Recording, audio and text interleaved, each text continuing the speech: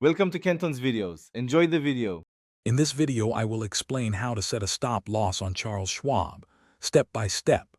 First, you'll need to log into your Charles Schwab account, either through their website or mobile application. Once you're securely logged in, locate the Trade tab or the Order Entry section. This is where you'll initiate any buying or selling of securities.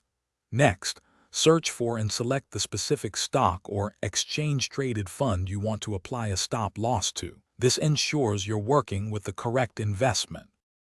After selecting your desired security, you'll need to specify your action.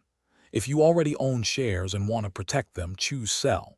If you're looking to enter a position with a stop limit, you would select Buy.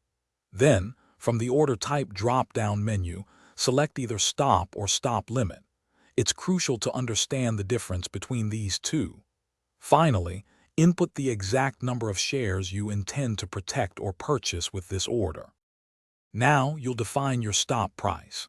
This is the critical price point that, if reached, will trigger your order.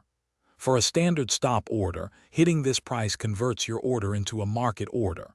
If you chose stop limit, you'll also need to set a limit price, which specifies the maximum or minimum price you're willing to accept once the stop is triggered. A common strategy is to set your stop price 1 to 2% below the current market price to allow for minor fluctuations. Before finalizing, take a moment to thoroughly review all the details of your order.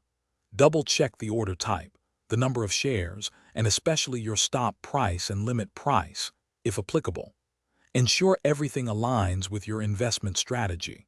Once you are confident in your selections, proceed to confirm and place the order.